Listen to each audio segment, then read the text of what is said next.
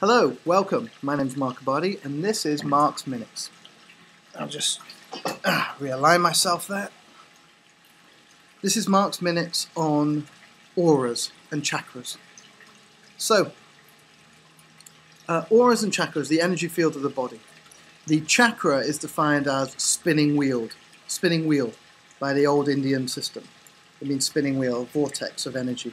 And that's exactly what it is. It's an energy vortex that moves through the body. We have 7 main chakras. 1, 2, 3, 4, 5, 6, 7. And we have, the other chakras, and we have minor chakras in the palms, and, in the shoulder blades, and behind the knees, and the palms of the foot. We have minor chakras, and then we have billions of other little chakras. More and more are being discovered each day, if you like. The latest one to be discovered in India is the money chakra. And this is the latest thing that people are having balance, because if you're poor, it's because your money chakra is out of balance. What's wrong with people? So, the chakra system, they're like torch lights. They're like beams of light, but that go both ways. Light comes in, light comes out. Mostly they go through the back and the front of your body. They're connected to different endocrine glands. The endocrine glands control every single emotion you have in your body. Every emotion is controlled by the endocrine glands. So these chakra systems, they shine out and they absorb in. And as they shine out, they form the aura, the energy field, the fields of energy around the body. Now, some people see these auras.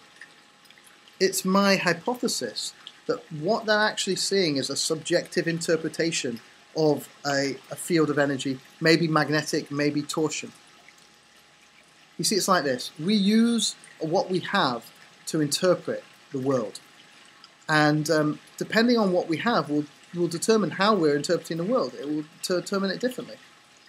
Like, for example, there's the famous psychology study where you take 2 people and you sit them in a white room, and before you just say, wait here for the experiment, and just look at each other. Just connect, stare at each other. Okay, that's it. So a boy and a girl staring at each other. And before it, you give one of them a drink of adrenaline, or you give one of them a drink of salt water. You just say it's electrolytes, whatever. You tell them, it's just nothing. And then everyone's hooked up, and you measure them. And what you find is, as the person who's drunk adrenaline, their heartbeat starts going boom, boom, boom, boom, boom, boom, boom, boom, boom, boom, boom, boom. Starts getting faster.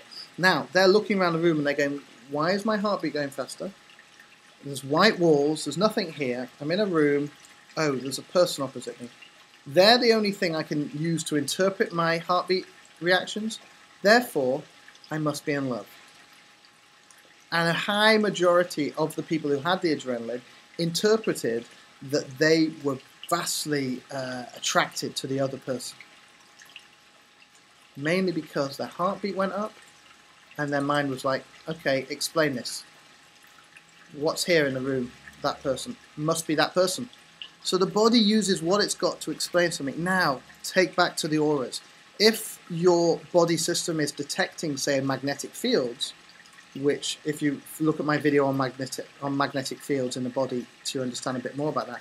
But if your body system is sensitive enough to consciously make you aware of magnetic fields, then your brain has to interpret that. How's it going to interpret it? So it maybe has to put a visual system on it. And what I suggest is maybe because the third eye is here and you have magnetic deposits here that detect it, that third eye, which connects directly to the pineal gland because it's the third eye in lizards, it's not the thyroid, it's not the thymus, sorry, it's not the pituitary, it's the pineal gland, because in animals that actually sits on top of the head and acts like a third eye.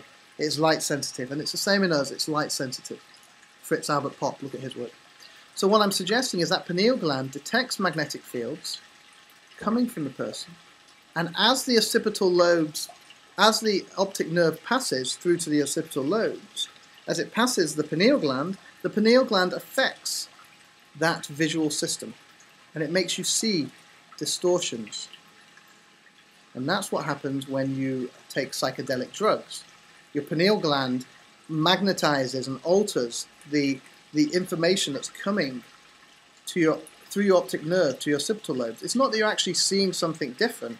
It's just that the pineal gland's having an extra effect on it, and your body interprets it Your mind has to make sense of the world it finds in the best way it can. And that is determined by the vehicles it uses. And your vehicle is determined by what you put into it.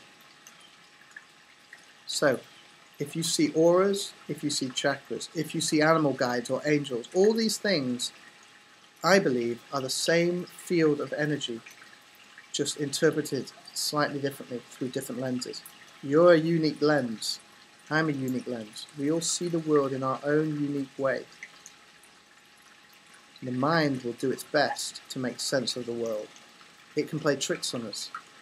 That's what all those optical illusions are. Tricks of the mind. The mind trying to fill in the gaps that we don't know. And it will always do that. So be aware of your mind filling in gaps. Also with expectations and generalizations. For more information on that, you see my video on cycles and habits. Be aware. Your mind tries to make sense of the world it finds with the best information it's got. Change the information it's got. Change the lenses of which it looks through, and you've got a different picture. Get it? Good. Speak to you soon.